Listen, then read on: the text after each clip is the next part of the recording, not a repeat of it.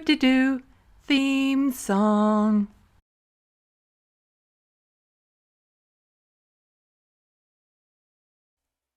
Hello, welcome to Left of the Box, Let's Talk. Bonjour, bienvenue. I'm Sandy.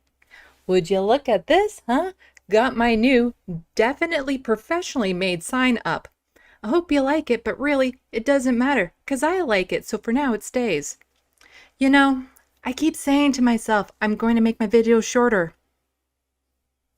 Anywho, I've been a bit more behind than normal making videos. Not gonna lie, it's been a rough week mental health-wise. I needed time to let some personal news sink in and work on another creative project. Don't worry, there's no risk of anything bad happening to this channel. I can officially say I've gotten to the point. I'm enjoying this. But my biggest frustration is I'm not yet able to get videos out as fast as I would like. I'm not keen on making a video as soon as news breaks because I want to see how things develop, put thought into what I'm saying, and do additional research if needed.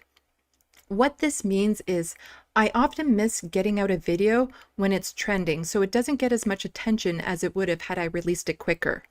But what this means for you is you get a video that is well-rounded and hopefully a quality that helps you to understand a subject or learn something new while being entertained. This is why it's so important, if you can, help me spread my videos once they've come out to as many platforms as possible to maximize their reach. I'm doing this mostly solo, so any help getting views, others to follow me, subscribing to my channel, becoming a Patreon, and getting the name, Left of the Box, out there is greatly appreciated. In this video, I'm talking about the ongoing genocide of Indigenous peoples perpetrated by the Canadian government. I will try my best with this difficult subject and my limited perspective. With the discovery of a mass grave containing 215 children in Kamloops, BC, many Canadians are only now learning about residential schools.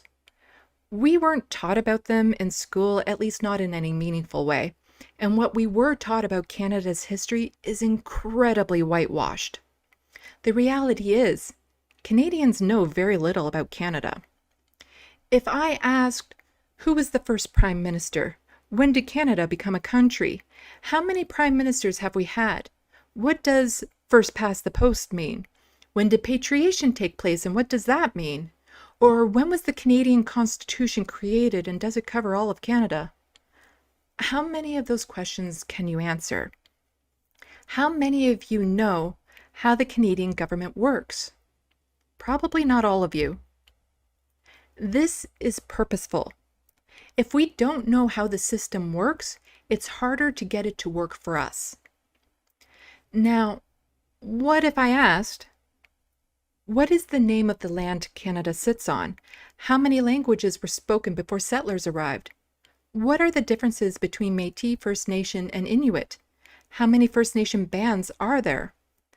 When were residential schools created? How many were there? What was the intention of their creation? These are questions the government doesn't want you to know enough about to ask, because once you do, you'll have more questions.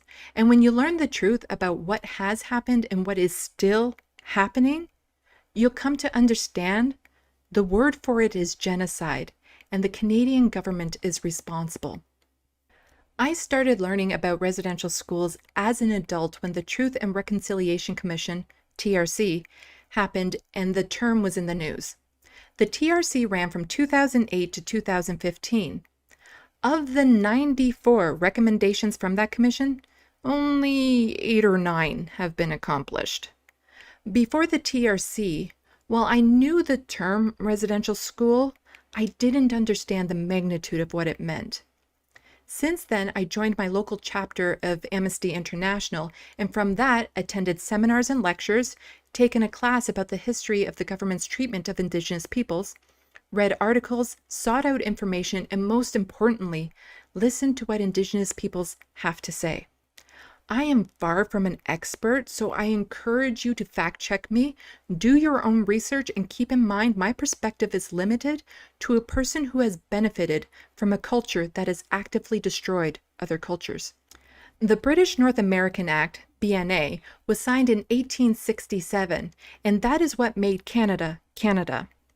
Our first Prime Minister was Sir John S. Macdonald, and shortly after the creation of Canada, he got to creating the residential school system as we know it. The first Canadian residential schools started in 1870, however, other similar schools were active as early as the 1830s. In 1996, Gordon's Indian Residential School in Saskatchewan closed. It was the last of these schools, but not the end of government-sanctioned separation of children from their families. According to the most recent list I found, 140 residential schools functioned during that time. The primary purpose of the schools wasn't to educate, but to assimilate children into settler culture. The goal was, as quoted from Sir John S. Macdonald, to take the Indian out of the child. They wanted to solve what was referred to as the Indian problem. Children were forcibly removed, also known as kidnapping, from reserves and put into the schools, sometimes hundreds of kilometers from their families. The majority of residential schools were managed by the Roman Catholic Church, the only religious institute to not directly apologize for their involvement. Once the children arrived, they were given new names, or in some schools, assigned numbers. Their clothes were destroyed, and they were given new outfits and haircuts that reflected European styles. This next part will be the most difficult to get through as I describe what happened at these schools. If this is harmful for you to hear, please skip ahead.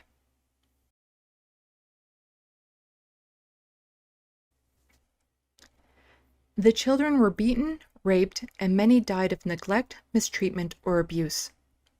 If they were caught speaking their language, they were beaten. If they tried to practice in their traditions, they were beaten. Parent visits were rare because of the cost of travel, and they had to get permission to leave the reserve from the Indian agent. Once the parents arrived, they weren't able to communicate with their child unless they knew English or French, depending on the school. This was because a nun or someone else running the school would be listening from outside the room to ensure the child didn't speak in their language. If they did, they were severely punished after the parents left. The children were not allowed to show affection to one another. I was told a story about the Mohawk Institute in Ontario. Above a set of lockers in the basement were exposed warm pipes. The bigger children would place the most homesick young children on top of the lockers so they could hug the warm pipes to pretend they were hugging their family. The girls who became pregnant from being raped had forced abortions, or the babies were murdered after they were born by being placed into furnaces. At St. Anne's in Ontario, a homemade electric chair was used to torture the children. Every horror you can imagine and many you can't happened to children at these schools. For the ones who made it back home, they were traumatized, sick, and had lost much of their identity. This from Roman Catholic-run schools. Religions that preach love and hope, then practice the opposite, are a disgrace. Religions shouldn't be used as an excuse or a means to harm and shouldn't be a shield from accountability. Indigenous peoples have been trying to tell us about the horrors of these schools and that the death toll is much higher than reported. But not enough people listened, and no one with a high-profile platform was helping them to get their message out. Until now. It took the discovery of 215 dead children, some as young as 3, for people to wake up. Important details to know are, the Kamloops school only had 51 registered deaths. The grave was found using ground-penetrating radar and was paid for by a grant attained by the local First Nation. The government did not help with this discovery. Direct relatives, siblings, parents, cousins of some of the discovered children may be alive as the school closed in 1978. The families were often told their child had run away, if they were told anything at all. This was one grave at this school, there might be more at this school. Overall, approximately 150,000 children were forced to go to residential schools. There are around 4,100 recorded deaths. But if we applied what was discovered at the Kamloops school to the other 139, that number is drastically higher. We will never know the true extent. The record keeping was poor and many documents have purposely been destroyed. Many children who died won't be located in graves. Some of the children did run away and died in the wilderness trying to get home. It's not hard to imagine children were trafficked out of the schools, and the bodies of some children were burned to ash or taken out to water. We need a comprehensive search of all the schools to look for more graves, but the government isn't interested in having the full truth revealed. In 2009, $1.5 million was requested by the TRC to search the school grounds for graves, and that amount was denied by the Harper government. Since then, the Trudeau government has done nothing to help. And when it comes down to it, the government shouldn't be involved with this investigation. They are the ones responsible for the schools, and the RCMP, who would be doing the investigating, is the same organization that did the majority of the kidnapping. Also, how can we expect the government to do a proper investigation when they are still participating in child separation and abuse of Indigenous peoples? After the last residential school closed, day schools continued. Over 50% of children in foster care are Indigenous, yet they only represent 8% of children. In Ontario, between 2013 and 2017, over 100 Indigenous children died in the federal child welfare program. This program is severely underfunded and under-resourced. Something that hasn't explicitly been stated in the media but needs to be said is Justin Trudeau will do nothing about this. Anyone who thinks otherwise is fooling themselves. So why do I say this? In 1970, the Kamloops school switched from being managed by the church to the federal government. The Prime Minister at that time was Justin's dad. Pierre Elliott Trudeau was Prime Minister from 1968 to 1984 minus 1979 to 80 when he was opposition leader. I did my best to find out the following information, and according to my count, in 1969, close to 60 residential schools were still active. Any investigation into residential schools could implicate Justin's dad. This is one of the problems with political dynasties. How can we expect one administration to hold another accountable when the people involved are related? Politicians are free to do whatever they want if they know future governments won't do anything about it or even help to cover up wrongdoings. When it comes to something as important as the future of this country, we need to elect people based on policy, voting records, and actions, not from name recognition. Besides, Justin doesn't seem interested in doing the right thing when it comes to Indigenous peoples, and he has shown hostility towards them. For those of you who don't know, Indigenous services, healthcare, the infrastructure of their communities, and more fall within federal jurisdiction. So when they go underfunded or completely neglected, that is the fault of the federal government. Yet Trudeau's government claims it has no duty to compensate thousands of First Nations families and children who suffered or died waiting for essential services Ottawa is legally obligated to provide. In his first 3 years as Prime Minister, he outspent Harper's government compared to a similar 3-year period by spending $100 million fighting First Nations claims in court, including $3.2 million against the survivors of St. Anne's. Jagmeet Singh's NDP put forth a motion to call on the government to stop taking Indigenous peoples to court. It was voted in favor of 267 to 0, which may sound good. until you realize there are 338 seats in Parliament, and most of the people who didn't vote were Liberal. Justin Trudeau was a no-show. From Jagmeet Singh. Parliament has passed my motion calling on Justin Trudeau to stop taking Indigenous kids and residential school survivors to court. The vote was 267-0.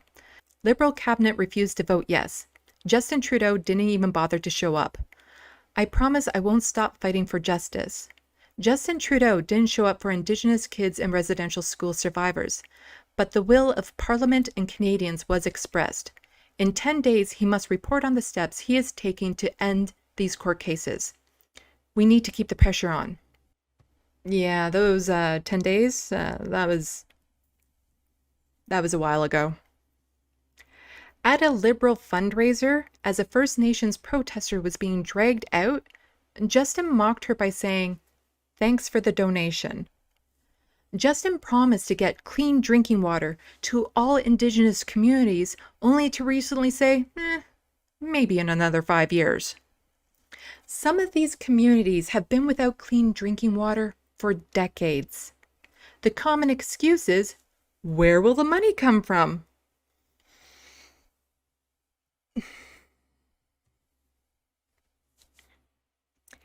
Since Trudeau has been in power, the Liberals have spent, or are planning to spend, $3.5 billion for a pipeline, $77 billion for 88 fighter jets, $286 billion for 15 warships, $750 billion of liquidity support for a handful of banks, for a total of, are you fucking kidding me? That is $1,116,500,000,000. I'm not even sure I'm saying the number right, it's so big. For my American viewers, you might not get this as it's in Canadian dollars, so allow me to convert it to US currency. Let's see, you do this and then you take that. It equals roughly 5 Jeff Bezos. Over $1 trillion on war machines, pipelines, and the banks who have gained during the pandemic. Things the majority of people don't want. We have the money to give Indigenous peoples the infrastructure and care they need and compensate them for what this government has done. Instead, Trudeau is funneling money back to benefit corporations. People need to accept Justin Trudeau isn't who he pretends to be, and it hurts everyone. He has worn blackface multiple times as an adult. He said the racist, motivated terrorist attack on June 6, killing 4 members of a Muslim family in London, Ontario, was heartbreaking, and it was. In a press conference on the 8th, when talking about this tragedy, he also replied no, when asked if he agrees with experts that Quebec's Bill 21 fosters discrimination and hatred. Bill 21 bans all government employees from wearing religious symbols at work, such as hijabs and turbans. He has broken promises over and over again. If you like him because you think he's progressive, look at the Liberals' voting record. Look at the results. The Liberal Party is right of center and has more in common with the Conservatives than they do with the NDP. An excellent person to follow if you're on Twitter for more information is Tori Rodney. She regularly posts voting records so you can see for yourself where parties align. Recently, the NDP's Leah Gazan attempted to put this motion forth. That, in the opinion of the House, the government must recognize what happened at Canada's Indian residential schools as genocide, according to Article 2 of the United Nations Convention on the Prevention and Punishment of the Crime of Genocide, which reads that any of the following acts committed with the intent to destroy, in whole or in part, a national, ethnical, racial, or religious group, such as killing members of the group, causing serious bodily or mental harm to members of the group, deliberately inflicting on the group conditions of life calculated to bring its physical destruction in whole or in part, imposing measures intended to prevent births, within the group, forcibly transferring children of the group to another group. The Liberals voted no. And there was this motion from NDP's Nikki Ashton, that in light of the uncovering of unmarked graves at residential schools, the House calls on the government to establish an independent commission with the resources to establish standards and provide insight in the searches of records in grounds searches and investigations in accordance with the wishes of the communities, as well as invite international experts, including the International Commission on Missing Persons, to work with First Nations, Inuit, and Métis communities to bring their children home. The Liberals voted no. Okay, now let's get into it. The Canadian government has admitted to cultural genocide. Cultural genocide is the intentional destruction of a culture through the elimination of traditions, arts, language, and so on. However, it doesn't necessarily involve killing or violence against members of a targeted group. Yes, Canada did that. But is that all? Genocides are acts committed with the intent to destroy a targeted group. The intent of residential schools was to solve the Indian problem by killing its members, causing serious bodily or mental harm, deliberately imposing living conditions that seek to harm, preventing births, and definitely force children out of their groups. Residential schools check all the boxes. This was genocide. So why not call it what it is? Well, that's because cultural genocide is not recognized by UN conventions. The International Criminal Court, ICC, steps in when at least one of the following 4 crimes is suspected: genocide, war crimes, crimes against humanity, and aggression. The ICC can then investigate when countries refuse or are unable to do so themselves, and it can compel all those involved to submit relevant documents and information. So by Canada not naming what happened as genocide, the ICC stays out of it. But wait, the ICC only has jurisdiction for crimes committed on or after July 1st, 2002 for reasons I don't quite understand. If this is the case, then why not name what happened at residential schools as genocide, since the last one closed well before 2002? It would at least validate what many people have been saying. Well, that's because it would open the door to look at what's happening now. Let's go over a few things. Just last month, a lawyer in Vancouver, BC, Brie Noulette, who is Métis, said he learned of incidences within the past decade in which Indigenous girls in foster care were forced to get IUDs inserted instead of safer care, some of them as young as 9. There are recent stories in the news of Indigenous women being told they have to agree to be sterilized or their newborn baby would be taken away. Indigenous peoples are forced to live on toxic land with no clean drinking water, which leads to illness and death. In our prison system, 30% of men and 40% of women are Indigenous peoples, yet they represent only 5% of the overall population. Indigenous peoples are killed at higher rates by law enforcement.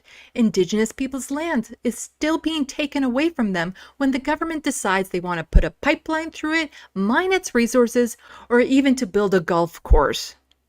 I've already mentioned the amount of Indigenous children being put into foster care and the tragic outcomes with that. Murdered and missing Indigenous women and girls is still an issue. The suicide rate in Indigenous communities is the highest in the world, yet little is being done to remedy the conditions that are leading to despair. How much clearer does this need to be? The genocide is still happening. There are prominent people in politics and religious groups who could be charged now. But there are excuses as to why this won't happen, and there are people who claim residential schools weren't part of a genocide. Let's deconstruct some of these points. I've read that it would be very hard to prosecute genocide in Canada because a country or religious institute can't be blanket charged with genocide. There has to be specific people to charge. Over 5,300 people accused of physically and sexually abusing students have been located alive today. Even if they can't be charged for their role in genocide, they damn well should be charged for the crimes they committed. And if we get the ICC involved, the policies put in place that led to or are still contributing to genocide would be scrutinized and the government would be held accountable for them. The policies would have to change and reparations made.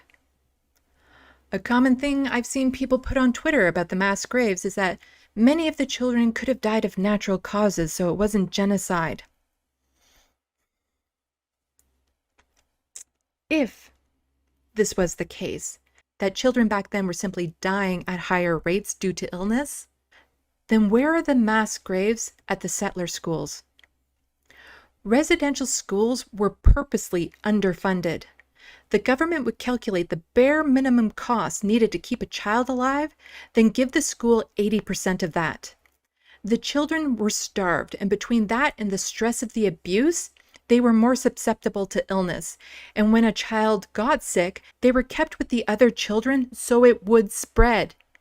Even if all the children in that grave died of illness, it was intentional, but I don't tolerate this excuse.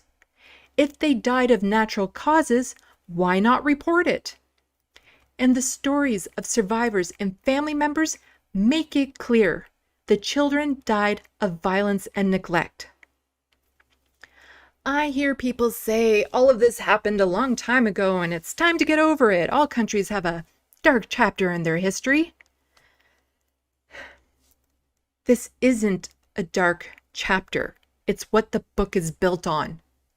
Residential schools were not that long ago. If you were born the same year the last one closed, you're only 25. And I know we can't change the past. What matters is how we move forward. And right now, it's still going on. Canada is currently violating the treaties and treating Indigenous peoples far worse than others. They do not have the same standard of living, access to services, and healthcare as I do. Look up the definition of apartheid. Yeah. And of course, the people upset because statues are being torn down. Oh no, cancel culture. If you're so concerned because you care about Canadian history, fine.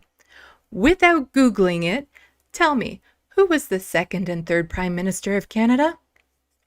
Other than Sir John S. Macdonald being the first Prime Minister, what else can you tell me about him? These people are more upset that a statue of someone who's been dead for over a century is being torn down versus what is happening now. Tells you a lot about the character of these people.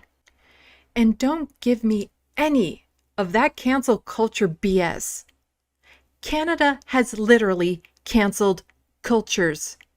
There are unique First Nation cultures that have been erased from time because of what the men memorialized in these statues did. I have more thoughts about statues and cancel culture, but that's for a future video. I don't care if someone finds the use of the word genocide extreme or offensive. It is the proper word for what has happened and what is happening. Erin O'Toole, the leader of the federal Conservatives, said not too long ago, the schools were intended to give the children an education, but they went horribly wrong. Anyone who minimizes or denies what happened is not fit to have a seat in government, let alone be the leader of a party.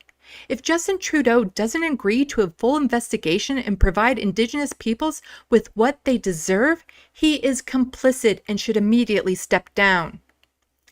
I know some lefties get upset when I say truths about Justin and it goes against their idea of who he is. So, fine, I'll say something kind. He's not the worst person in the world to be Prime Minister and is far better than what Aaron would be. That doesn't make him a good Prime Minister. I'm sure he has done some decent things, but make no mistake about it, your best interests are not his concern. If he wanted to make positive change, he could have by now. The Liberals and Conservatives have been in power since the creation of Canada. Both parties are responsible for what has happened and the conditions Indigenous peoples are living in today.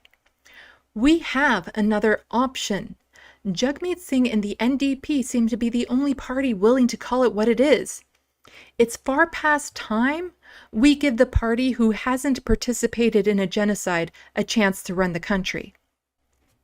It's not too late.